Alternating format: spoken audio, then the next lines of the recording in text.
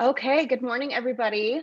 Thank you so much for joining us for our YPN Professional Panel. This morning, we're going to talk about planning for success. If you have joined any of our previous panels, you will know that we're going to cover a lot of topics this morning. So definitely make sure that you have something to write notes on. The webinar will be recorded, so it will be available for viewing at a later time as well, but definitely a lot of content here. So our speakers this morning are going to cover everything from career planning to financial planning and everything in between. And at any time, if you have any questions regarding what they're discussing, please feel free to drop that in the chat box. And from there, I will let them know the question and keep that dialogue going. We should also have time at the end of the webinar to do any follow-up Q&A that you might have. So if you have a specific question for a speaker and maybe they're done speaking and you want to just table that, keep that for the end. One thing that I want to mention just for you guys to have on your radar is we're so thankful for you all in supporting our YPN events, and we really appreciate you being here. So I also want to put on your mind our upcoming fall fundraiser date so that you can kind of just pencil that in. That will be October 27th. It's going to be a bowling event, and we're going to start marketing that next week. So kind of just pencil in October 27th as a fun afternoon of YPN fundraising. In addition, I would like to thank our sponsor for today, Hubble Homes. Thank you so much for Hubble Homes supporting our events like these and making them possible. We really appreciate your support throughout the year and specifically today. So with that all being said, we're going to jump right in with our first panelist, Mr. Jeff Wills. Jeff is going to be speaking on goal setting and business planning, as well as tips on how to get started in your career. So a little bit of background on Jeff. Jeff is the owner of Do Work Realty, associate broker and VP of Business and Career Development at Amherst Madison. He is a continual top producing realtor. He serves currently as the president of the Boise Regional Realtors, and he is also a vital leader within his community and a mentor to other realtors, teaching them the utmost in ethics, morals, hard work, and creating personal relationships throughout the industry. So with that, Jeff, take it from here. All right. Thank you, Jessica, for the intro, and how fitting that you're talking about getting started in the industry, because the way you do that is you get back from an LDS mission and you message Jessica asking for a job, and she gets you a front desk job at Holland Realty back in the day. That's how you get in. I did not know that was actually my first step in at the time, but if I had to trace it all the way back, Jessica, thank you for putting me on a career path. I appreciate it. You're so welcome. I'm so happy to be here today with you and excited to hear about, all the steps you've taken along the way. Yeah, no, absolutely. So kind of start out, I kind of want to lay a blanket of, not to talk about me, because that's not the point. The point is to kind of talk about career development. But I want to lay down just like removing expectations or thinking that there's one clear avenue around building and getting into the industry. As I mentioned, I got into it at my first, toe in the water was working the front desk at a real estate office when I thought for sure I was destined to be on ESPN. Like that was where I was going with it. And then after college ended, I needed to stop selling pest control door to door because I was over that. And I fell kind of ass backwards into an interview with CBH Homes. So with CBH Homes, I didn't know that at the time, but I think I was very blessed to have ended up there because they have a very rigorous way of training their new agents on how to be productive, how to actually run a business, what a CRM actually is, how to facilitate and manage a CRM, and how to actually treat real estate like a business. So to kind of move this into our audience, the one thing that I'm grateful for that I would very much say would be something I would be seeking as a new agent would be some form of mentorship early on to actually get my business off the ground. I think there's still left to learn post real estate school that agents need. And so having a mentor, I was lucky enough that the CBH essentially was my mentor. Like there was no way that ship is a pretty well-oiled machine. and it's kind of like learn or get off the ship pretty quick. And so I didn't know at the time. And I also came in during the downturn where there was sitting inventory everywhere. And so we were trying to sell these new homes to people that, you know, they had all kinds of options that were a lot less expensive all around us. So we had to be really sharp on what we were doing. And regardless of market type, you have to learn really quick how to be really sharp in your trade. And so to seek some form of mentorship early on, I think is vitally important. That would be one lesson I would take from my tenure in the business. But then moving forward, I transitioned away from CBH into residential real estate, and worked at Core Group Realty for, oh my gosh, 5 or 6 years, maybe a little bit longer. And that was a completely different beast than new construction.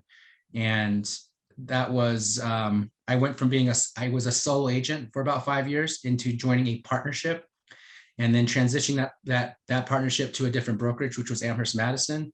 And now after that partnership fell apart, started my own real estate team and kind of transitioned into more of a team lead role at this point in my career. And again, I don't like talking about myself. This isn't about me, but what I want to show and really make sure everyone understands there is that nothing is forever in real estate. Nothing's forever. We're all 1099 contractors out there just trying to do our best thing. I mean, I was at a brokerage. I love Core Group, still do, great people over there, but they are now a team at EXP. I mean, that dynamic had changed, and that's okay because things change along the way, right? So I would say as you're going into this, don't have some expectation that there's one right way to do it. There's not one right way to do it. And not only that, but no one takes the same path. Now, there's some tried and true principles that we'll get into here in a second that are going to help you really get your business off the ground, but don't have an expectation that you have to mimic someone else, because every single path that someone's taken in the residential or commercial real estate career has probably been a different one that's deviated a little bit, and one that probably came with some bumps in the road because you have to learn along the way. So don't set the bar so high that there's only one avenue, because that's typically not how things work out. And that's okay. I would say kind of, Jessica, you guys give me a platform. So sometimes I'm going to deviate a little bit to kind of throw just little things out there for everybody that I love about our industry or things I like to see change.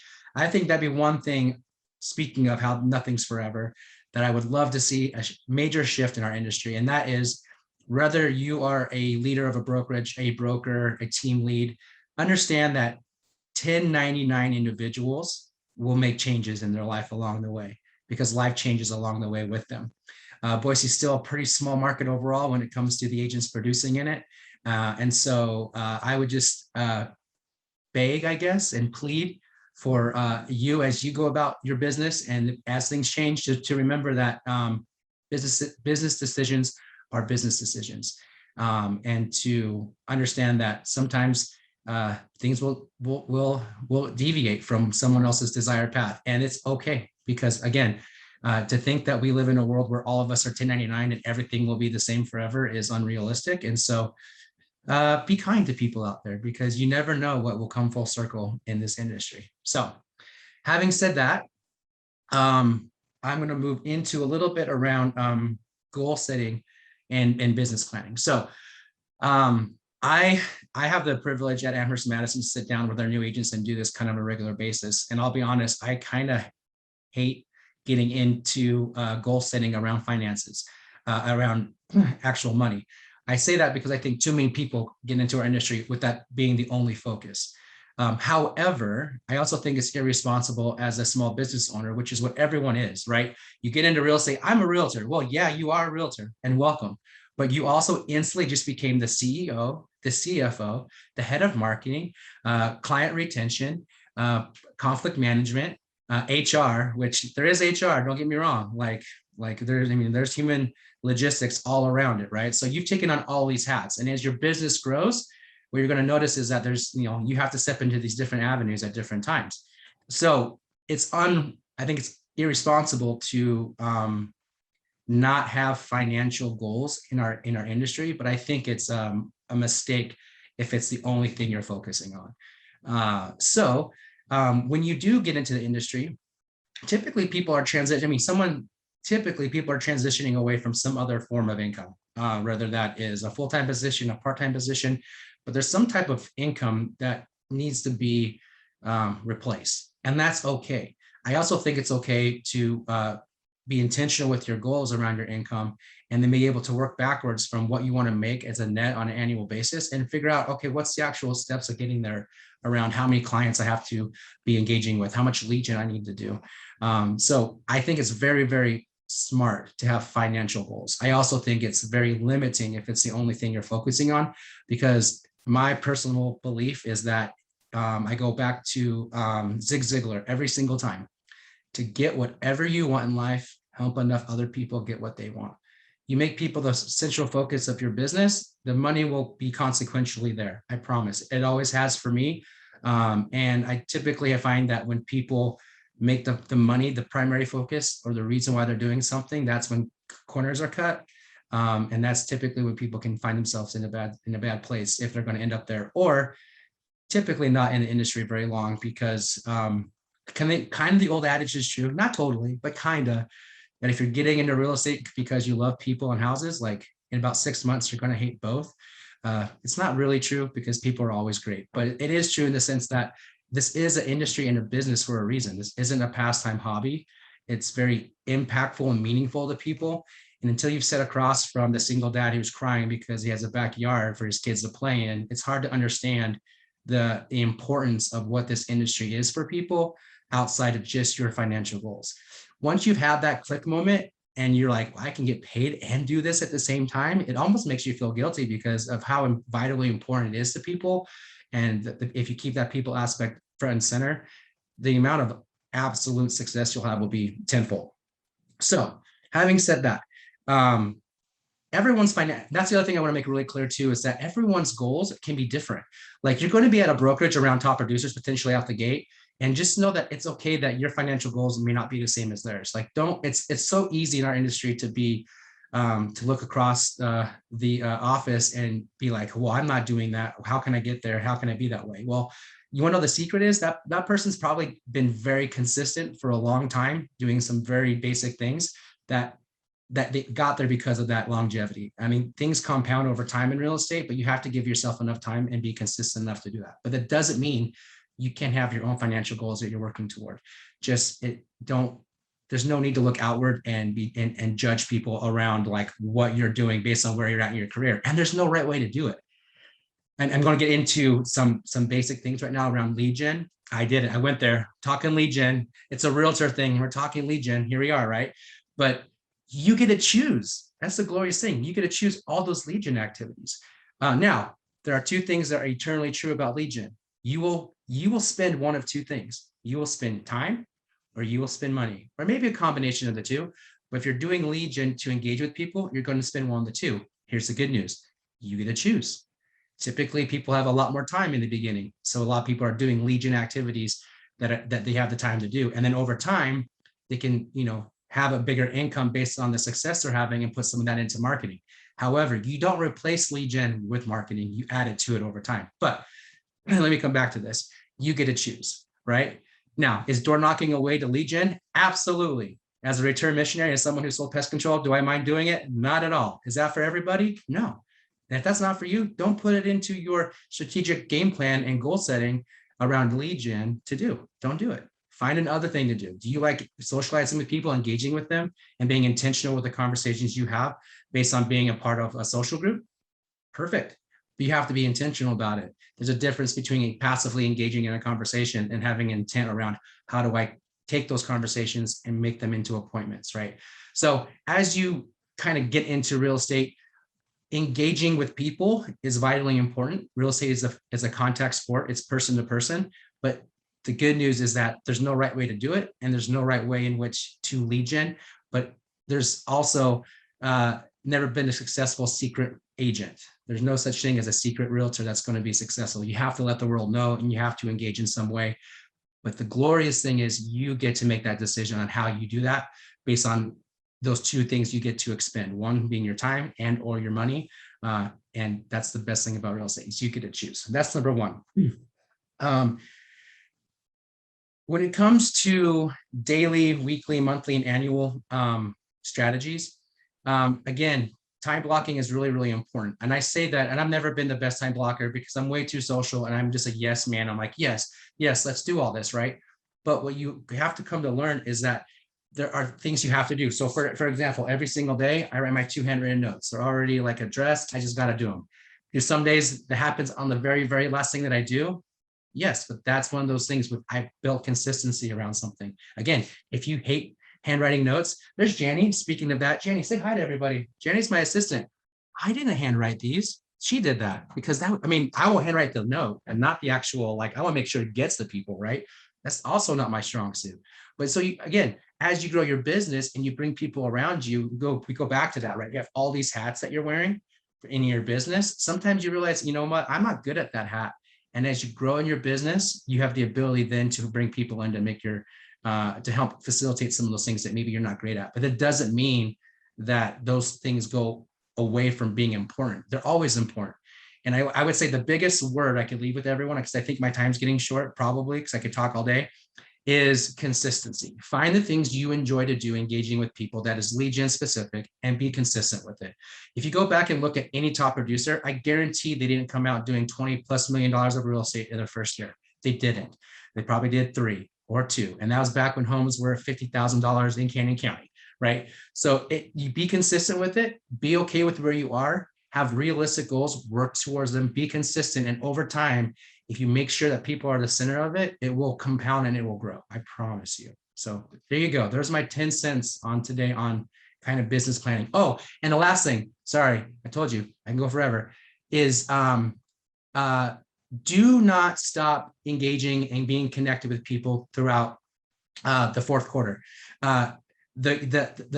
There is a hunting season in real estate and it's called excuse season. And the first excuse season just hit. It's called back to school. Everyone's like, oh, we're back to school. So now with foot off the gas. Oh, it's Halloween. And then we have Thanksgiving and kind of foot off the gas. And now it's holiday season, a lot of parties. And then all of a sudden it's February and you have no pending business because you haven't done anything since back to school because you gave yourself an excuse as to why real estate stops. It doesn't stop. Your pipeline doesn't stop. Again, find the things you want to be consistent with that you like to do and don't stop doing them, engaging with people. And I promise you, your first quarter pipeline will be much better off than just passively going through all the fun festivities, which are fun. Don't not do those, but don't stop doing lead gen as well. Okay, now I'm done. I love it. Good job, Jeff. That's wonderful. You're welcome. I'm not sure if you guys as panelists can see the chat box, but we have mic drop and amen to that and great points. So everybody is definitely on board with some of the notes that you just made. So thank you so much. If nobody has any specific questions for Jeff, we will jump into our next speaker. Doesn't look like there are any specifics right now. So up next, we have Tammy McHugh. Tammy has been a CPA for over 35 years. Serving primarily individuals and small business tax clients. She has extensive knowledge of the local real estate market and has served as a consultant for analyzing income properties. She and her husband own several rental units and thoroughly enjoy helping people who want to begin investing in real estate and need an understanding of the tax benefits. In the early 2000s, Tammy became a licensed realtor, became a broker, and opened her own real estate company. She then went on to earn a doctorate in business administration, as well as a master of real estate degree. Wow, that's awesome. Tammy, it sounds like you have a wealth of knowledge, and we can't wait to hear from you. Taking it from here will be Tammy.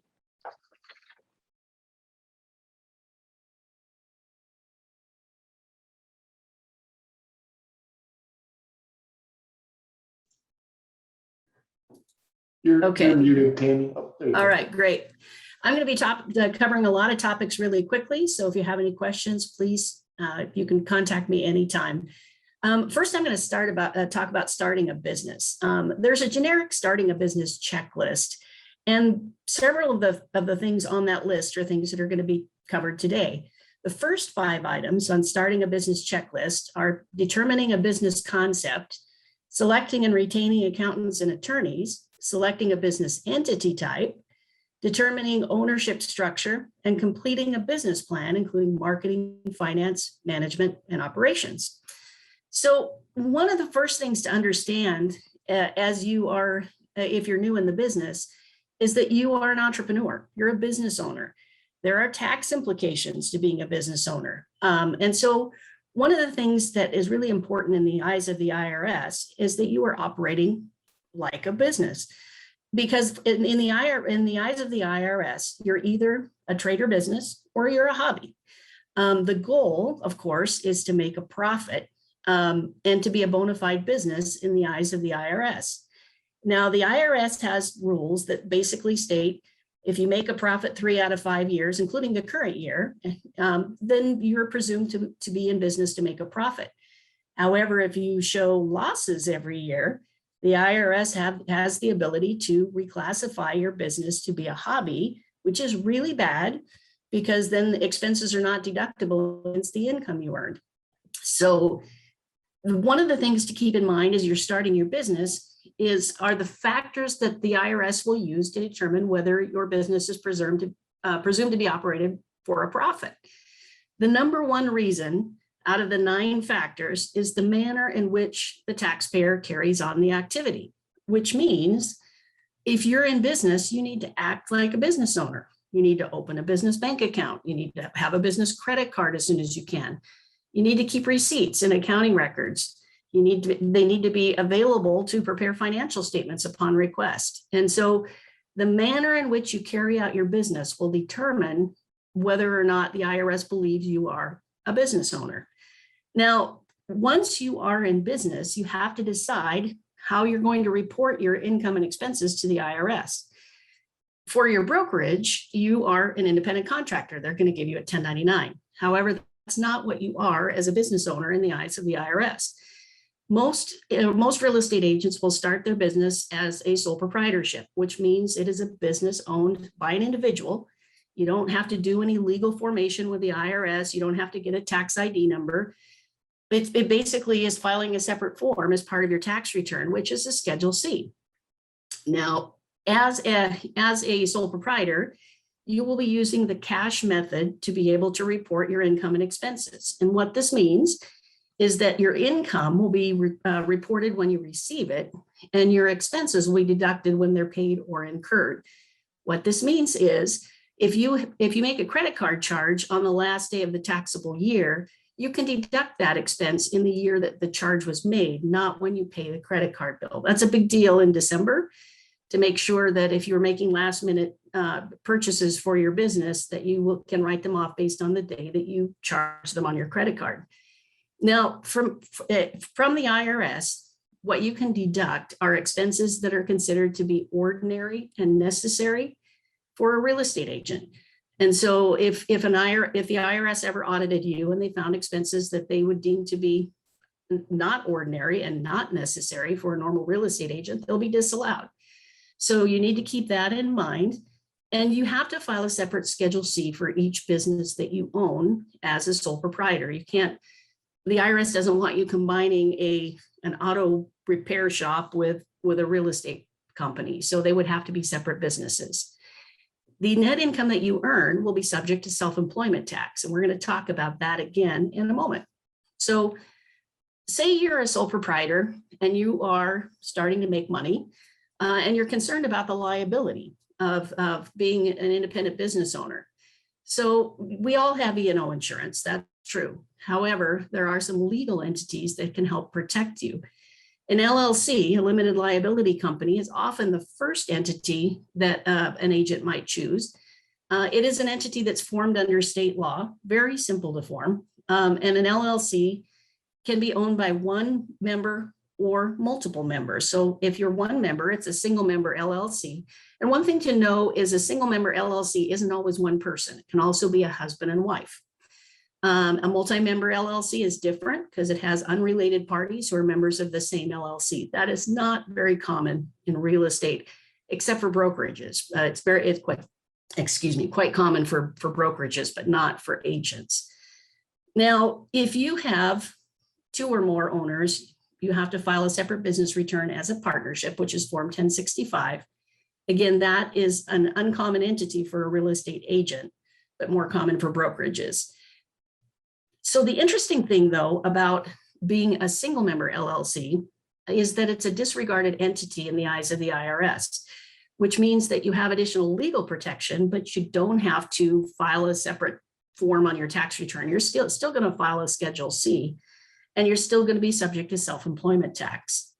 Now, if you want to create an LLC, it's quite simple. You file articles of organization with the Idaho Secretary of State. The forms are available on their website, and you create and adopt an operating agreement for your LLC. And then you have to basically have a permanent file, because the operating agreement that you create will be needed if you open a bank account or anything like that in the name of the LLC. There's software available that makes it possible for you to do this on your own, or you can hire an attorney to help you with it. Now, if you are a sole proprietor or an LLC, you can pay wages to people who work for you, but not for yourself. And so your income is passed through to your personal tax return. And so you do not pay wages to yourself. One of the benefits, again, of the LLC over the sole proprietorship is that you have additional legal protection without any real changes in how you report your income and expenses to the IRS. Now, if you're starting to make some real money, what many people will choose at this point would be to change to become an S corporation, which is for small business owners. An S corporation is a corporation created by state law. It can be owned by one or more shareholders, and it's very simple to create an LLC or an S corporation as well. You start by filing articles of incorporation with the Idaho Secretary of State. Again, the forms are on their website. You create and adopt bylaws. There's software available to help with that, or you can hire an attorney. You file a Form 2553 with the IRS, which is your election to be taxed as a small business corporation. And you're not an S corp until that is approved by the IRS. So that's really important, and there's specific timing for when that has to be applied for. Then you issue stock, and the stock is, again, that's something you can do on your own as well. It's very straightforward. But there are some big differences in taxation for an S corporation. An S corporation is required to file a tax return. It's a Form 1120S, which is for small business corporations. And your income is passed through to your personal tax return, but it's done through a K1. A Form K1 in the 1120S is the form that summarizes the net income or loss from the corporation, plus any other items that would pass through to your personal tax return, such as one of the main things is contributions. And so that is passed through to your tax return. But there are some benefits of an S corporation over a sole proprietorship and an LLC if you're starting to make some money. You always have the liability protection. The entity, the S corporation, can be sold through the sale of stock. Another thing to know is that it also has a much lower audit risk with the IRS. At corporations right now, the amount of audits that are done are significantly lower than for Schedule C taxpayers. But one of the biggies that differentiates an S corp from Schedule C taxpayers is that you don't have to pay self-employment tax on your net income or your distributions. And the reason is that you pay yourself wages. In an S corp, you are expected to pay yourself wages if the business is operating at a profit. And you can take withholding for that, which makes it so that it's easier to plan for taxes. As the owner, you pay yourself and you pay your employees as well. You get to determine the amount of wages that you're going to set for your business, and it's based on reasonable compensation for someone in your profession. So reasonable compensation for an S corp owner who is a real estate agent would be, what might an average agent make in our market? It's not very much, really. And as long as you pay yourself reasonable compensation for your industry, then you have satisfied the IRS's guidelines for that. And any additional income can be distributed to yourself, and it's not subject to payroll taxes. Another thing is if your corporation pays health and long-term care insurance, this will be counted as wages for you for any shareholders with over a 2% ownership interest. So there are an awful lot of benefits. So let's move on to talk about self-employment tax for a minute. Self-employment tax is expensive. Self-employment income is what it's defined to be is the net earnings from self-employment. How you calculate self-employment tax is 12.4% for Social Security, 2.9% for Medicare, is a total of 15.3%. the way you calculate the tax due for self-employment tax is the net taxable income times 0.9235 times 0.153. It's a very silly formula, but that's how you calculate it. Let me give you an example. If you have $1,000 of net income from self-employment, if you multiply that by 0.9235 and again by 0.153, that will compute to approximately $141 of self-employment tax. Now, the self-employment tax is due even if your total household taxable income is zero. It's an add-on tax, so you can never get away from that. So let's talk about saving for taxes for a moment. If you are self-employed as a Schedule C taxpayer, then if you estimate $141 per $1,000 of income, you also have to account for federal income tax and Idaho income tax. Federal income tax will depend upon your taxable income for your household. I suggest a minimum of 12% to start, which would be $120 per thousand. In Idaho, I would suggest rounding up to 7%. Again, it's based on your household taxable income. So 7% would be $70 per thousand. So if you add those together, if you're a self-employed taxpayer, 141 for self-employment tax plus 120 for federal income tax plus 70 for Idaho state income tax is $331. It's roughly a third of $1,000 of your income. So you need to be prepared, especially in the beginning before you have established your income pattern, to save a third for taxes. One way to be able to help pay that in is to set up estimated tax payments, which are due quarterly. And I'll mention that again when we talk about choosing a CPA. So because we are self-employed, we have to create our own retirement. We don't have anybody paying in for us. And that is something you have to keep in mind. And so from the very beginning, I'm not a retirement planner at all, but I see a lot of these things through the tax aspect of what I do. So I'm going to mention three of the ones that I see the most often for real estate agents. IRAs, both a traditional and a Roth IRA. Both a traditional and a Roth IRA will allow up to a $6,000 contribution up to age 50 and $7,000 if you're over age 50. However, both a traditional and a Roth IRA are subject to income limitations.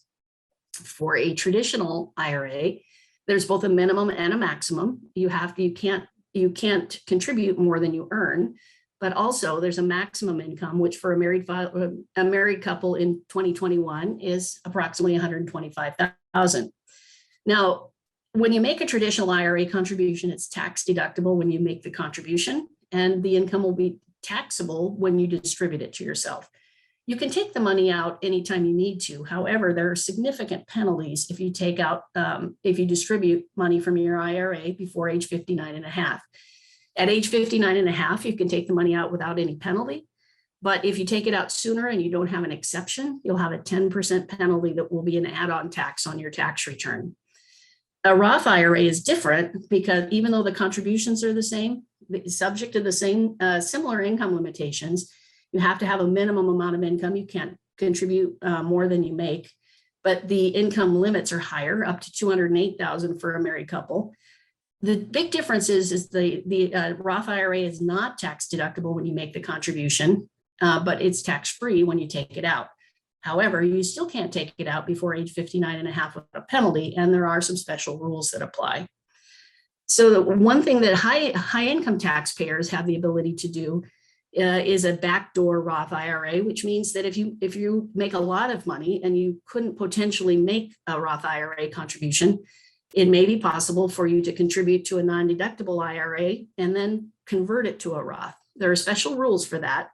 You need to contact your tax advisor, but if done properly, it could allow you to convert a non-deductible IRA to a Roth with very minimal, if any, tax implication. 401ks, I love 401ks. They're really great. They allow you to put more money in faster for your retirement. It is possible for a sole business owner, including an S corporation, to be able to have a 401k. Now, 401k contributions are higher. You can contribute up to $19,500 up to age 50 and $26,000 if you're over age 50. as a payroll deduction. For example, if you're an S corporation and you pay wages to yourself, you can contribute up to 100% of your wages as a payroll deduction up to these limits. But the company can also contribute on your behalf. And so you can have a total of up to $58,000 combined payroll deduction and company contributions, subject to limitations based on your compensation. But anything that the company contributes is tax deductible as an employee benefit. One advantage of having a 401k is that sometimes we may have short-term cash needs. If you do and you have IRAs, you would have to make a distribution to yourself, which will, in almost all circumstances, be taxable or have a penalty if you're under age 59 and a half. However, with a 401k, it is possible to make a loan to yourself from your 401k from your usually up to 50% of your invested of the amount invested. And any payments you make, you're loaning money to yourself. When you pay it back, you're paying it back to yourself. So it can be a real benefit as well. Now, a couple more quick things.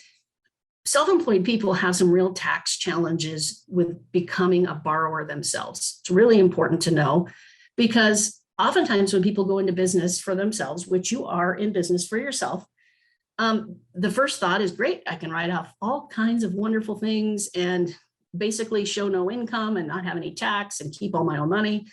Well, certainly the idea is to be able to deduct expenses that are ordinary and necessary and legitimate. But what you need to keep in mind is that if you don't show any income, you're not going to become a borrower at all. So for example, if you want to obtain a mortgage for yourself or to buy a rental or whatever, you need to be able to show consistent net income on your tax returns. Typically, at least 2 tax returns are required, sometimes 3. You also need to be able to produce accurate income statements and balance sheets for your current year-to-date income.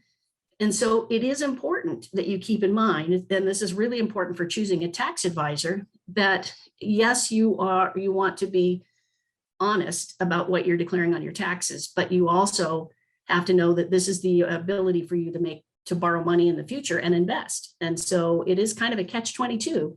And choosing a tax advisor is an important part of this. So last thing, selecting a CPA. It's really important for you to have a CPA for a number of reasons. But if you're choosing a CPA, certainly now's the time to be talking to people, because if you wait until January or February after tax season has started, they're going to be much less interested in talking to you because they'll be busy. So you want to choose a CPA who's familiar with real estate professional rules. As a real estate licensee, you have the benefit of real estate professional rules under the IRS, which allows you to deduct higher amounts of losses on rental property if you own rental property. So it is important to have a CPA who's familiar with real estate professional rules. You want someone who can meet with you throughout the tax year. If you're starting to make more money and you need help with adjusting your estimates, you want to make sure that they're going to be available. You want to make sure that if you're growing and you may want to have an S corporation at some point, make sure your CPA actually does S corporations. Some CPAs only do 1040s. And lastly, if you do think that you might want to become an S corporation at some point in time, ask if they offer payroll as a service. Because unless you're really savvy and willing to learn what the rules are for preparing wages and payroll reports, it's very cost effective to hire someone to do that for you. And it could be that the CPA you choose will offer that as a service. So I covered a lot really fast. And if you have any questions, please let me know. We actually have a lot of questions for you, Tammy. People have been really enjoying your dialogue. And so I have a number of questions. Okay. We'll start from the top. I'm just scrolling back up to see what we have. So first question, just kind of clarifying for everyone, if you are an LLC, you can also be classified as an S Corp for tax purposes. Is that correct? Yes, there's a process you have to go through to convert, but yes, it is possible. Okay. And for an S corporation has a lot of benefits for people who are starting to make some real money, not only for being able to have better cash flow, better control, lower audit risk, but also opening opportunities for investing. And it also is very highly credible from a lender's perspective. Perfect. Okay. So then a follow-up question to that is, what do you recommend the threshold as far as income level or consistency be for making that change and going the S Corp direction? I don't know that I necessarily have a recommendation for that, but I would say when you are starting to consistently earn income and know that you're going to have to pay for some services from a CPA, and you're going to have to pay for a tax return to be done. But as soon as you're making consistent income, I would absolutely speak with a tax advisor and see if it's a time to consider it. There are lots of benefits. Wonderful. Okay. Kind of a different type of question, but with regard to property management and real estate sales, would you advise combining those incomes under one LLC, or would you consider those to be two different businesses? Well, they're technically two different businesses. If you're a Schedule C, they should be different. If you're in an S corporation, you're more likely to be able, it's going to be less questioned. Let's put it that way. Okay. If you have those two different things, because they're basically two different income streams within the same corporation. But if you are a Schedule C taxpayer, I would absolutely keep them separate. Okay, wonderful. Scrolling back down. Everyone really loves the information. I know I went fast, sorry, but I was trying to keep it to 20 minutes.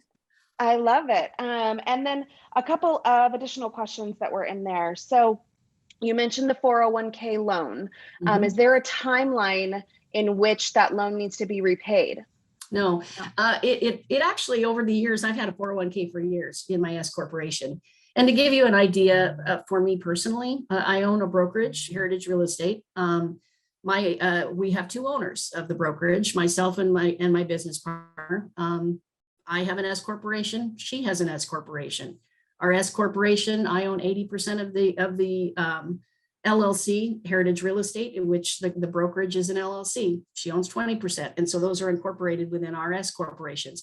So they're based on the type of business you have, depends upon how you want to set it up. But regarding the 401k, I've had a single 401k for years, and I love it. And so, and over the years, there have been times where I wanted to pull money out for different things. Sometimes it's just a timing thing, that you want to buy something and you want to pull 100 grand out really quickly, and your income, you may not have that much liquid cash available, but you only need it for a short time. You can take it out. You're paying interest to yourself. The very, very limited fees to be able to take it out. I mean, very limited. So it's basically just you're loaning money to yourself. There isn't a timeline to pay it back, but when you take the money out, they will set up a payment plan. So until you pay it off, you'll have an established payment plan. Wonderful. Okay.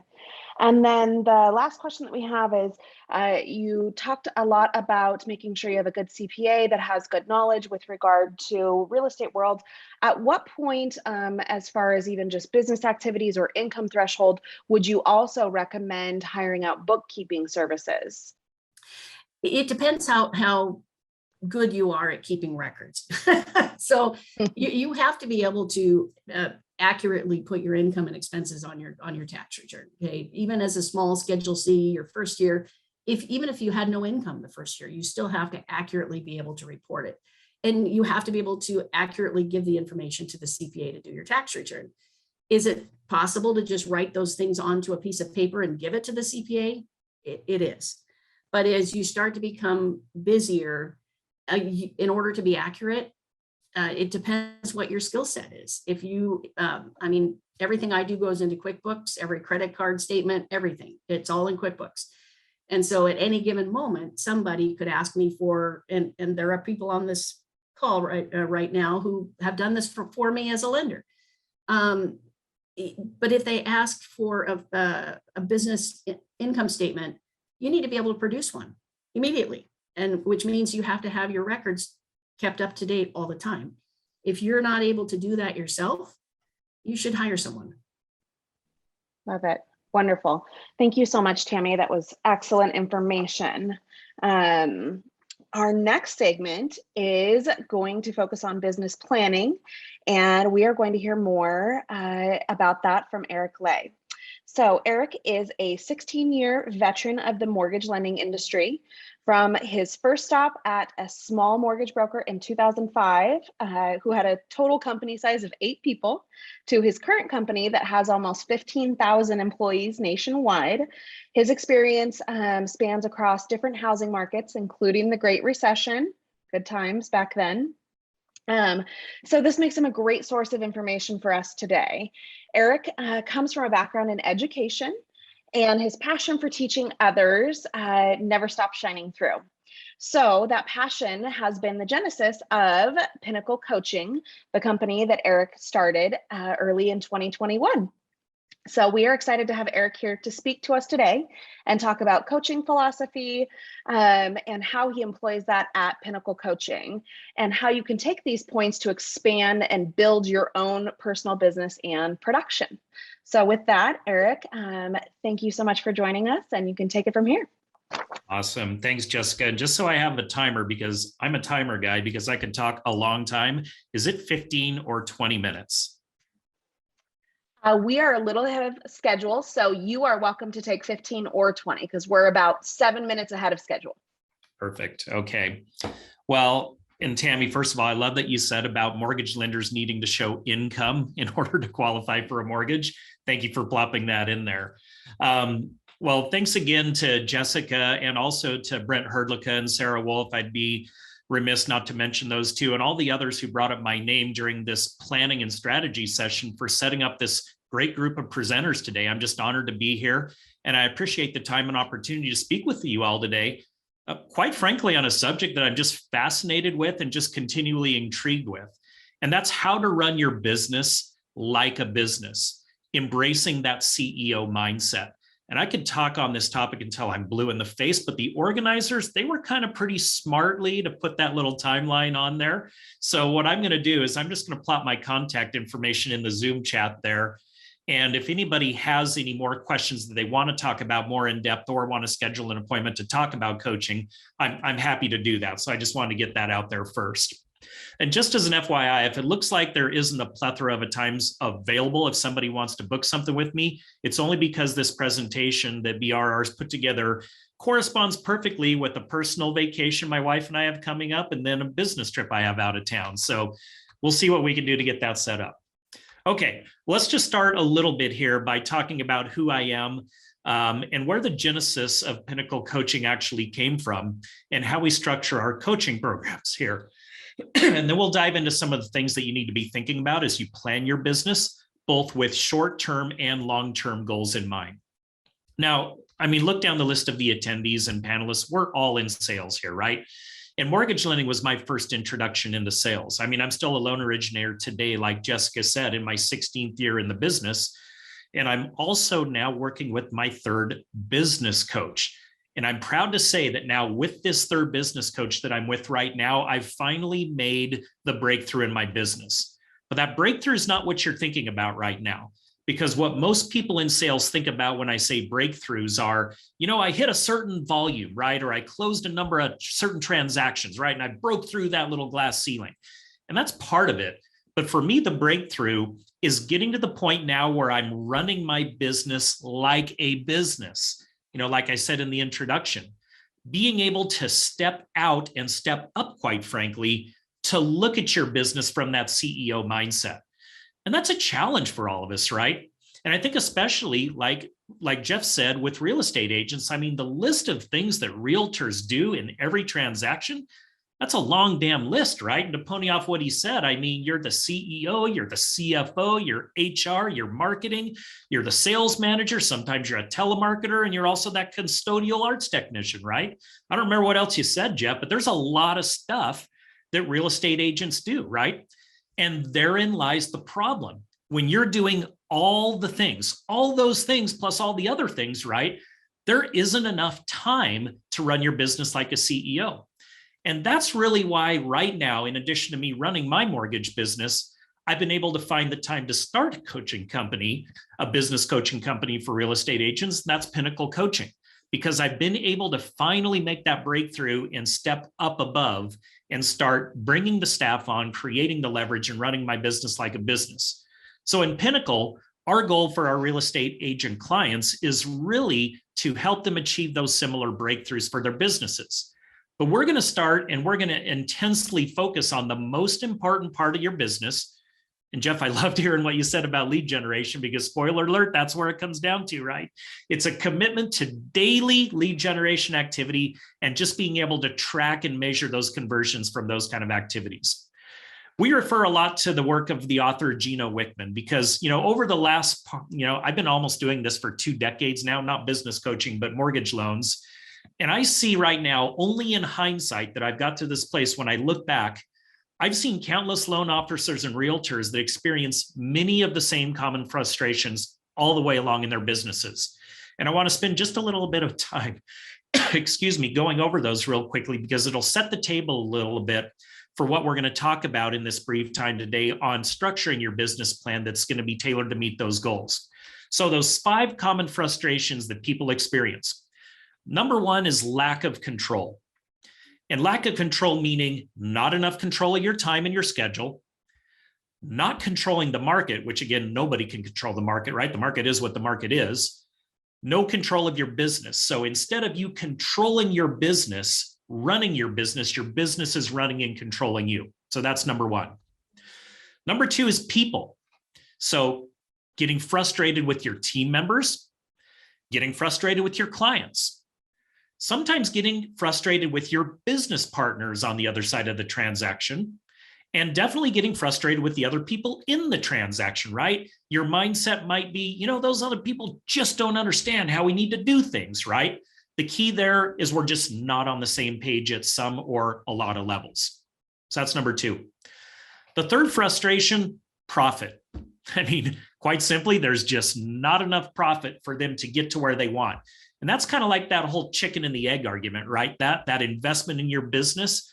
Oh, I don't have enough revenue to hire or invest in or to purchase, fill in the blank. But ironically, that's the same thing that will allow you to get time back or efficiencies back to reach a new level of success. But that's a real struggle for people and always will be. The fourth one is that ceiling. I mean, that proverbial ceiling that you hit and growth has just stopped. No matter what it is that you try, no matter what it is that you purchase, no matter what shiny object syndrome that you're focused on that you think is going to be the lifesaver and the breakthrough tool, it just doesn't happen. And you end up feeling frustrated. You end up feeling overwhelmed. You end up feeling unsure of what to do next because you're stuck at that level. Okay. And then the last frustration that people inevitably hit is just the fact that nothing seems to be working. I mean, maybe you've tried various strategies. You've gone to a conference and come up with the next best quick fix remedy or whatever it is, right? And work for long, it just becomes, when you do that idea, like try this, you and your team just become numb to trying new ideas because you're just always spinning your wheels and nothing seems to be working. So that in a nutshell is the focus of what we want to do for our real estate clients at Pinnacle Coaching. And we really want to focus on number 1 and 4, that lack of control, and then that control in the ceiling, right? Those are the 2 things, because when people hit the ceiling, it's because they're too busy in their businesses. But regardless of whether you are newer or a more seasoned agent, regardless of whether or not you're being coached or not, all those 5 frustrations that we just mentioned are sure to come up for you in your business at some point. And in my opinion, my extremely humble opinion, okay, asterisk disclaimer there, in order for you to work through those frustrations that you're sure to experience, you have to have a business plan that's going to drive your top line commission revenue and be centered around that intense focus on daily lead generation, like Jeff said. And he's right about that compound effect. I mean, what you're doing in this 30-day period is going to show up 90 days later. And the minute that you take your foot off the gas on those efforts, that's when all of a sudden you end up with a hole in your pipeline 4 months later, right? Because you run through all of your transactions, you're focused on getting those deals closed and pushed across the finish line. And then you look around at a pipeline desert staring you in the face with nothing, right? So over long enough time, that daily accountability, that non-negotiable accountability to focus lead generation and that compound effect that Jeff mentioned, that's going to be what drives profit, top line revenue, And then we build around that with accountability in your schedule. Quick sidebar, another thing that you said about hunting season, because we were talking about this in coaching, like I couldn't agree more. In our coaching program, we like to say that September is the most important month of next year. And think about that for a minute. September is the most important month for next year, because once we get to Halloween and the candy coma sets in, right? And the Thanksgiving tryptophan sets in, and you get to December and everybody's only concerned about Christmas shopping. And this year they're concerned, will my presents even get here in time, right? Because of this pandemic thing, or traveling to grandma's or whatever. You're losing an opportunity to fill next year's pipeline if you're not hammering it now. So take advantage of September and the first part of October, because boy, you lose an opportunity if you're not. So anyways, all that to say, where do we start? Because it can seem a little daunting when you start to really think about your business with a 1 year or a 3 year or even a 10-year view, but that's really what you have to do. I mean, it's the old saying, and I was talking to Brent just about this morning. You've heard this before. How do you eat an elephant? One bite at a time, right? That's the only way that you can do it. So when you're planning your business, it's really important for you to think about these different time frames. Having a short term, a middle moderate term, and even a long-term vision of where you want your business to look like is really important. I mean, I'm a big baseball guy. The late, great New York Yankee and Hall of Famer Yogi Berra, he once said, if you don't know where you're going, you're going to end up someplace else, right? And that really is great for this panel today in discussion, because you have to have an eye on the prize, but that doesn't mean this month, this quarter, this year. That also means those things plus 3 years, 5 years, 10 years down the road. So I think that's a really fitting quote for today's conversations around business planning. So back to your business vision and setting goals. And these are questions that you need to ask yourself. So Jessica said, maybe these are things to take down on notes. I know this is being recorded too, but what are 3 goals that you need to have for your business in 10 years? And that requires a look into the future, right? And that's why we called it a vision. What do you want your business to look like in 10 years? Again, how do you eat the elephant? One bite at a time. So what are 3 goals or 3 measurables that you have for your business in 10 years? And before you get to that point, obviously, there's steps along the way. What does that business now need to look like in 3 years? That step by step approach to that place that you want to be in 10 years. And inside of that, what does that look like in a year, right? And when you start to think about your business in those different windows of time, both short, moderate, and long term, it allows you to create that vision, that blueprint, or maybe we'll call it the yellow brick road, right? That's going to get you to that goal. So as an example, if in 10 years you want to be the realtor that's closing 100 transactions per year and grossing over $1 million in top line revenue, great. What does your business need to look like at that level of production compared to what it looks like today? Okay. How many more team members do you need to hire to realistically achieve that goal? What does your tech stack need to look like to create more efficiencies in your business to help you achieve that goal? And even just looking at your CRM, what can you start doing right now to maximize your CRM's capabilities to help you with marketing and lead generating efforts? And spoiler alert, no one uses their CRM to its 100% fullest potential, right? There's always more that piece of software can be doing for you. Figure out what that is. So then inside of the 10 years, the 3 years, the 1 year visions you create, what are the measurables to get there? The steps and the bricks along the yellow brick road. What do those look like? Obviously, what does top line revenue need to look like for you to hire and leverage the support that you need to do that kind of production? What does your business's net profit need to look like, right? And that's not coming from a mortgage standpoint. That's coming from a work-life balance standpoint. Spoiler alert, second one of the day, you need to take 4 weeks of vacation every year. And guys and ladies, I'm not talking about the vacation with you and your spouse down in Mexico at the all-inclusive resort where you're sitting on your stupid laptop, negotiating the contracts, doing all of the things that realtors do while your spouse is in the lounge chair next to you going, God, I kind of hate my life right now. Because we've all done that, right? I mean a vacation where This thing, it's our best tool, right? But that thing is on airplane mode. That's why I take 1 week of backpacking in the White Cloud Wilderness, because you know what that phone does out there? It takes great pictures, like the ones on my wall. But you've got to get into a place where that is a non-negotiable, because it is too hard of an industry. Selling real estate and doing all the things that realtors do is too much of a meat grinder to not take time away from your business. So 4 weeks of the year on vacation. All right, off the soapbox on that. I hope that's clear. So after you've created your vision for your business in those different time frames, then you need to create goals to move you towards those milestones. But here's the mistake that I see most people making. They just make the goals, but they don't make a list of the issues that can get in your way. I mean, we don't live in a utopia world, right? Where everything goes perfectly and by plan, by the minute, everything, right? That never happens. It's called life, right? And when life happens, now you have to adjust on the fly. So why won't you plan for that stuff up front, right? So just as important to setting goals is to create the issues list. And that way you can plan around the issues that come at you. Another way of thinking about that might be to say, hey, we're planning our business to expect the unexpected. An issue like that today that might be is, well, maybe it's harder to hire a team member today than it was 3 years ago, right? I mean, reference every single help wanted sign that's up on every single business in the area, right? Or maybe your issue is that you have the right person in your business, but they're in the wrong seat. They're not in their zone of excellence. They're doing something that they're not passionate about, and they're not working as efficiently, and you're not getting as much out of them as you could if you put them in their zone of excellence, right?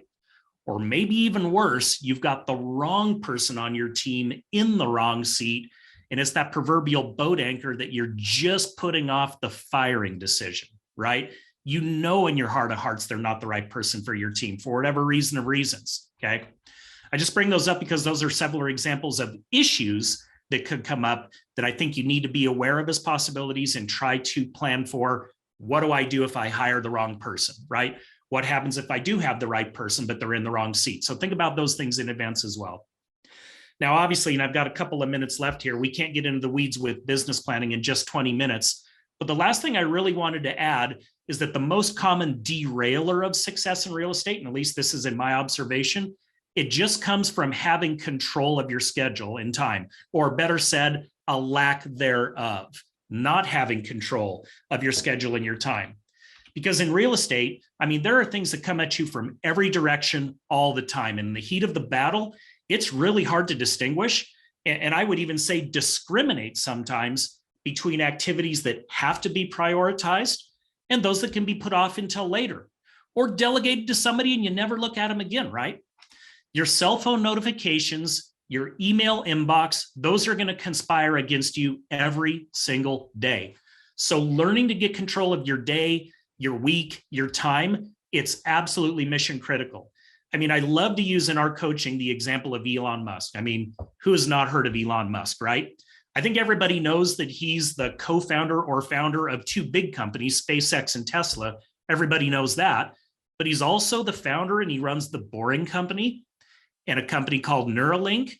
I mean, how does a guy like Elon Musk, who has the exact same 60 minutes an hour that I do, the same 24 hours in a day that I do, the 7 days in a week that I do, the same 12 months in a year that I do, how is he achieving at such a high level and doing the things that Elon Musk is doing with the same exact time that I have? Think about that for a minute. He's wired a different way, right? He looks at his business a different way. That's the CEO mindset that you can choose to have in your business as well. I'm not saying you need to go grow your business to a multi-billion-dollar real estate company. I mean, maybe you will, but that idea and that mindset of getting to the 30,000-foot view, and you're the chess master who's moving the pieces on the board versus the pawn that's fighting all the fights. That's the place that you have to get to. So that time problem, that lack of control of your calendar and your time, we coach on that. We call that the default calendar. And it's something that most people do not have, or they don't revisit it enough, myself included. When your default calendar is out of whack, you feel it. You feel it each and every day. And here's the telltale sign that you're feeling it. You're going to be saying things at the end of the day like, gosh, honey, you're talking to your spouse at night. honey, I feel like I can never get caught up, right? I just put in 13 hours and I've still got all this stuff to do. It's like your normal day is a game of whack-a-mole. You remember that game at the calendar where you're bang, bang, bang, bang, you're doing all that stuff, right? And you're just all over the place with no structure and no direction. And it just feels like every day you end up exhausted, like you just ran a marathon, maybe back-to-back marathons, right? So a default calendar means that you have a calendar and a schedule that builds in and prioritizes the activities, both personal and professional, that not only help you to feel more organized and productive, but also with less anxiety and less stress. That means that we have to group like activities. That means we have to lead generate at the same time of the day. That means we have to do things in an order, in a manner to create the most efficiency inside of your day, with time being the most limited resource that you have. If Elon Musk can do things a different way, then you can too, trust me. But this default calendar, as good as it gets planned, starts to fall out of whack over time. So you have to revisit it at a minimum every 3 months and figure out what's happened, what's out of whack, what do I need to adjust, what do I need to tweak. So I'll go ahead and close on that note, Jessica. And as an additional opportunity for all of you here today, if you're interested, and a huge thank you to BRR for permission to share this. And I'm going to put this in the box here. Today at 2 o'clock Mountain, Pinnacle Coaching has a 1-hour presentation on, drumroll, get your time back. It's kind of funny that they coincided perfectly with this panel presentation. But the goal for this unit that we're doing today is to try to give you the roadmap and the playbook necessary to help you get back 5 to 10 hours of your day per week. And I'm talking about a bare minimum of getting 5 hours back per week. Now, I'm not going to share all the details about it. That's what we're going to be coaching on today at 2 o'clock Mountain. So if that's something you're interested in, and I promise it'll be 60 minutes of your time well spent, please join us today. I just put the Zoom credentials there in the Zoom chat. Just copy and paste them into a Word document or a notepad file. If you want to attend, just pop in and see what we can help you with. One last thing that I'll suggest for you all, if you're interested in running your business like a pro and kind of adopting that CEO mindset that we were talking about, this is an easy and free service. Go sign up for Darren Daily. I mean, if you don't know what that is, just go onto your Google browser, type Darren Daily, enter. You'll find it right up at the top. It's Darren Hardy's Daily Mentoring. It's a free 5 to 10 minute video that comes in your inbox every single day, and it's just absolute gold. So I'll end on that note, and thank you all for your attention and the opportunity to share with you. And again, please reach out to me if you want to discuss anything we talked about further, or if you're interested in any of our coaching programs at Pinnacle. Thanks again, Jessica. I'm not sure what's next. I wasn't watching for questions, so. No, all good. Someone did just comment 100% on Darren Daily, that it's awesome. So thank you. And lots of thumbs up and yays on there. I like to think of the conversation that you and I had a few years ago. I don't know if you recall, where I said, Eric, I feel like I wake up every morning thinking that there's all of a sudden going to be 27 or 28 hours in my day. And it just doesn't work that way. It's not, I can't figure out how to make the clock work that way. So definitely recommend chatting with Eric or joining this Get Your Time Back seminar this afternoon to our attendees, because that is really something that changed my career. So thank you so much, Eric. Up next, we have Angela. Angela Albers is going to speak to us on the financial side of meeting your goals and touch on a few other topics, important ones like retirement and investments. Angela comes to us with over 18 years of combined experience as a financial advisor and CPA. Angela and her team build long-term relationships with individuals, families, and business owners to help them design and define and build their financial wealth using investments and investment insurance. They can build customized plans for their clients and can really strategize around values that are most important to them. So with that, Angela, it is your stage. Great, thank you. I appreciate you having me here today. So, you know, going last can be a blessing and a curse, right? Because we've had some super awesome speakers today with a wealth of knowledge. And now I'm challenged with how do I keep you all into the panel discussion here for the last leg of it. But But the blessing is there that I get to hear the other 4 people speak and take things from what they have also said. It's so interesting how I've always found that being a financial advisor and is so similar to the real estate agent in regards to that. You know, I'm also a 1099 employee or 1099 contractor, right? So I have to go out and meet people just like you do and build a clientele, as with Tammy, right? You're a CPA and you also are in real estate. So you're building, we're all CEOs, CFOs, doing all the things for our businesses. And then, you know, what so I took that away from Jeff, right, is that we're all trying to run all the pieces of our business. And at some point, we just can't do it all on our own. So I think it's super important to find those other really smart people that can help us do the things that we just aren't that great at, like finding a CPA to help us with our taxes and our bookkeeping, you know, finding a coach that can help us find time out of our day so that we're not messing with the things that we're not great at, but doing the things that we are great at. And that's where I come in with my piece, is that I love the financial side outside of real estate, right? Because real estate is an investment.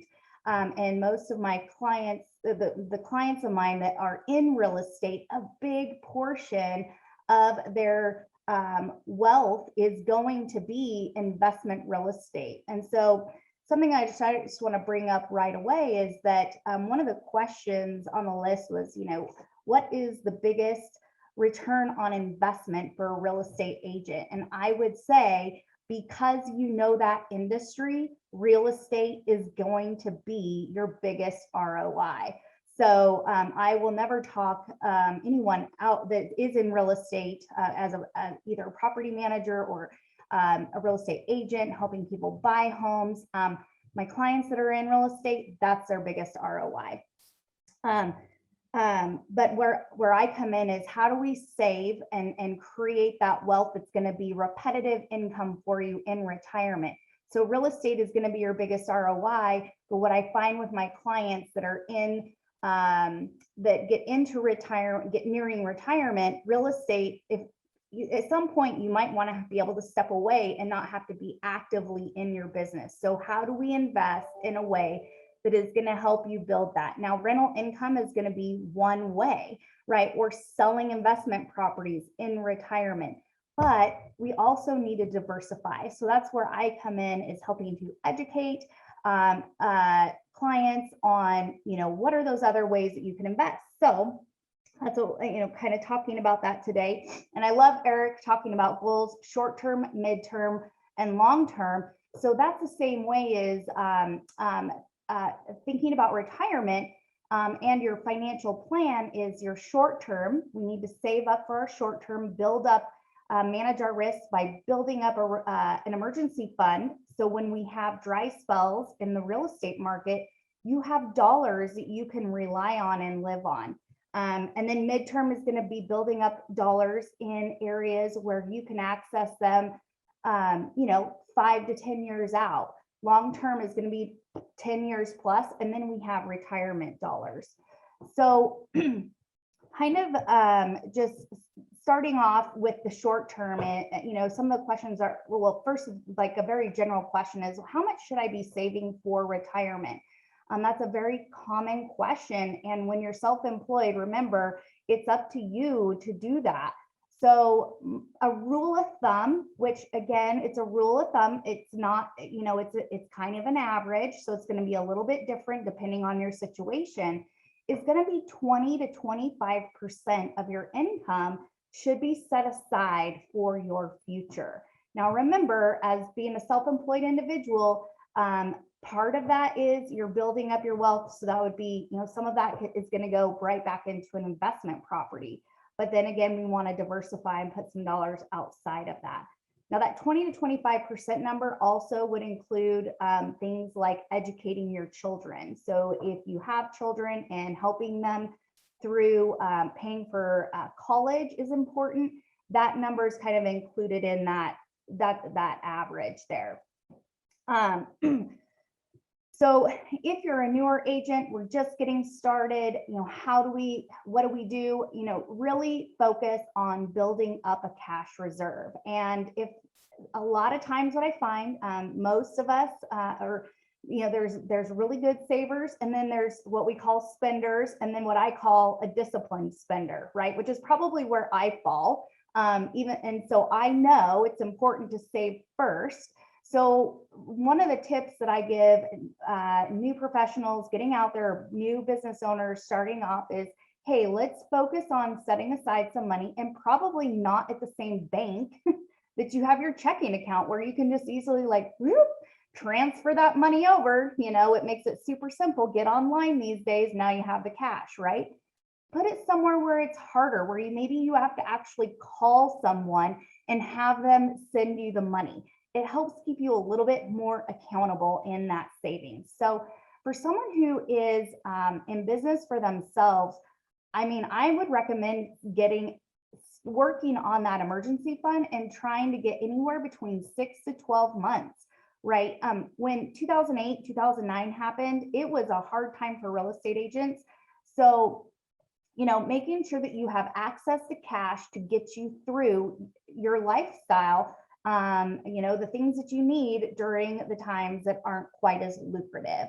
Now that might, again, I love what Eric said. How do you eat an elephant? One bite at a time. Don't make this so overwhelming. Just start small. Try to do, income might be tight when you first start, but just try to, start setting aside, committing a small dollar amount so that you can just forget about it and let it build. So let's see here. For the kind of building back on what Tammy started talking about was retirement accounts. So the one thing that I would say is, hey, let's diversify some of your dollars. You've got your real estate. For those who are taxed as a sole proprietor, or even if I love the S Corp as well. It has so many great benefits, but in any of those taxable type entities, you can have, like Tammy said, a traditional IRA, a Roth IRA, and a 401k. Even if it's just you and your business, you can have what's called a solo 401k, which I happen to love. I love, and honestly, I also love the Roth. So I don't know what you guys think about taxes, if you think they're going to go up or go down in the future. But it's really hard when I see people who are in retirement, it's really hard to find deductions.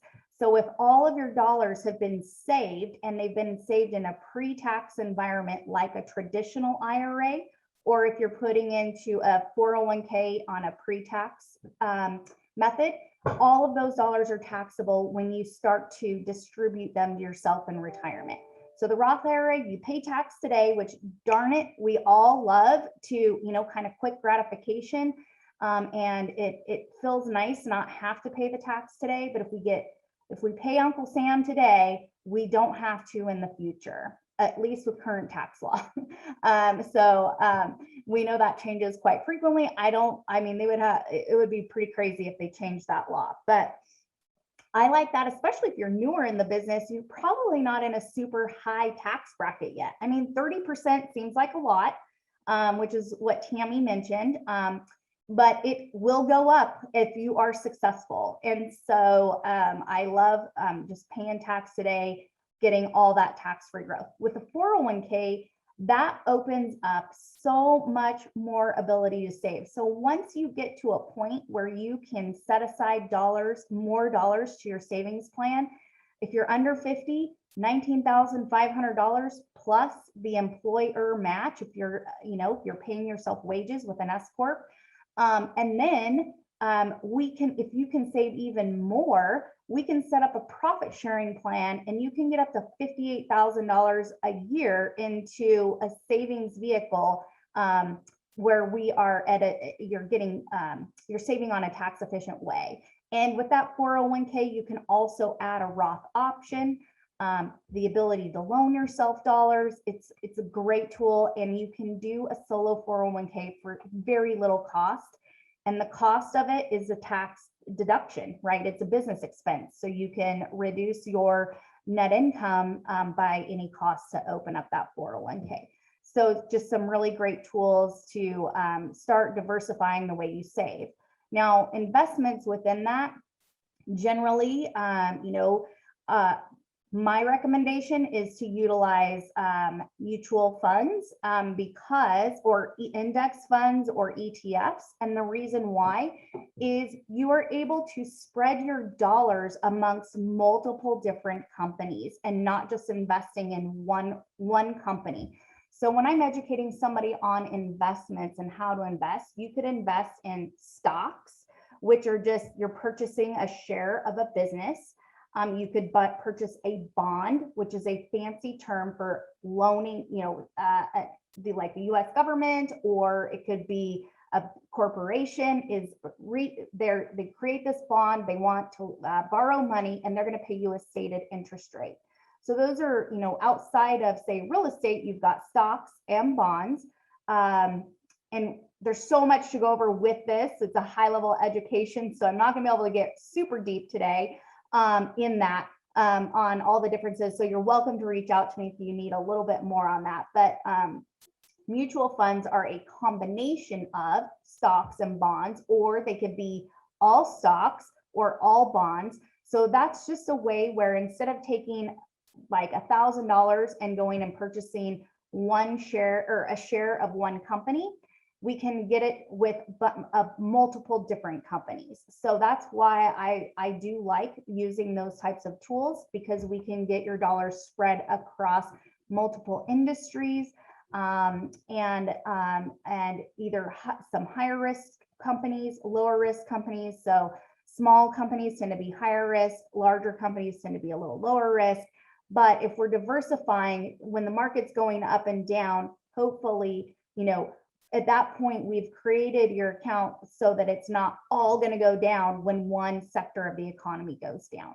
So just some ideas of the dollars that you could be investing in within a traditional RIA, Roth IRA, or mutual funds. I'm sorry, solo 401k. Now, if you, so that a little bit, that's going to be your long-term retirement planning, is utilizing those types of vehicles. For shorter term, again, we're going to be using just a savings account. You could use CDs. Those typically have maturity. They're going to have a maturity date. There are other areas you can save for some of those safer dollars. So, really sitting down and talking to your financial advisor on what are those different areas that we could save for those shorter term liquid money that we would need if we have, if you have a time in your business where you're short on cash. Let's see, make sure I am hitting the things. So moving on to just kind of thinking about some other things to protect yourself too, back to the emergency fund. There was one other thing that I wanted to mention, that once you've been in your business and you've shown profit for a couple of years, one of the other things that I would talk to people about is what happens if you become sick or hurt and unable to do your job as a real estate agent. You're self-employed. How do you how do you generate that? You might have an emergency fund saved up for 6 to 12 months, but what happens if, God forbid, you have some sort of illness that you have to go to the doctor, frequently, or you're injured and you cannot do what you do every day. So that's where some other insurances come in. And I don't know if you got like me, when I used to hear the word insurance, I was like, right? We have to have our errors and omissions insurance, liability insurance, things like that. But I do believe it is super important to protect your ability to make money. And so that is what's called disability insurance, where you can get that and protect your ability to make money. So again, you do have to be able to show a profit, right? Because if you aren't making money there or showing a profit, then there's nothing to insure. But so again, that's just something you can Google it. You can reach out to me. I could talk a lot on what disability insurance does, how it protects you, but it's going to protect, just from a high level, it's protecting your ability to make income. So that was just another point. It's not really, it's just something that is a real basic financial tool to use. And it's really hard to replicate income for, an average disability event is about 2.5 years, and 1 in 4 of us will experience some form of disability in our wealth accumulating years. So, and then it could be permanent. So just, it'd be hard to come up with 2 years of income. Think about coming up with 20, 30, 40 years of income, right? So definitely something that I would recommend. Okay, let's see. Am I doing okay on time? You're doing great. We're actually kind of at the end of our time slot, but we have a couple of questions if you can answer them quickly. Absolutely. Someone just put in on top of what you were just talking about right now, disability insurance and such. Can you talk briefly about how often you should revisit that as you maybe make more money and you have different, as we were talking about, different seasons of our career? Can you talk a little bit further about that? Yes, absolutely. So when you're looking at a disability insurance, like I said, different seasons, you may be, just starting off, maybe your revenue is like 50,000 a year, and then all of a sudden you just start to really ramp it up. You're building a team. So there's 2 ways to handle this. You can add on, it costs a little bit extra onto an insurance policy where you can go in and add additional benefit, right, without ever having to go through medical underwriting. So with disability insurance, you have to go through underwriting, and if you're looking at, and they're going to look at your health and see how high of a risk you are. So one way to protect that in the future, if you're young and your income is going to expand quite a bit, is to add that rider onto a policy now. But if you already have a policy saying you need to revisit, I'd be revisiting it every time you have a kind of a substantial step up in revenue, because you want to make sure that, I don't know about you guys, but when I start to make more money, I think most people tend to start to live up to what they're making, right? Plus we're saving more, maybe investing in our businesses. So that's another, just something I would definitely review that with your person who's helping you with that. And then I noticed there was a tax question on the disability part of that. Yeah, so thank one you. thing, yes. So I'd love to, oh man, I just had an individual have to file a claim on their disability insurance. So something to note, and Tammy she probably knows this, is if you deduct those insurance premiums, then the benefit that you receive is taxable. Now, we all but here's the thing, if you don't deduct them, you're using after-tax dollars to pay for an insurance policy, which means the benefits are 100% tax-free.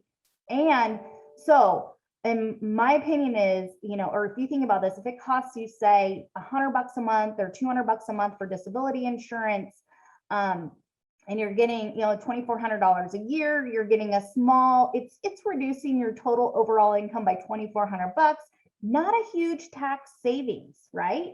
But think about if you're receiving $30,000 a year in benefit that you don't have to pay taxes on. So the thing about that is you want to make sure you are not deducting those premiums, because the benefits are going to be so much better for you and tax-free in the future. Wow. Yes. Great information. You guys, we are out of time. I just want to take a minute and thank all of you panelists for being here. Really awesome content today. And thank you so much. And then to our guests and participants, if you have a question that wasn't answered, that you weren't able to have, get a deeper dive into it. I think we touched, just kind of skim the surface on each of these topics. Please feel free to reach out to our panelists directly. directly or through myself or through anyone at BRR, we can pass along information. And thanks again, guys, for being here. And I hope that everybody has a wonderful Wednesday.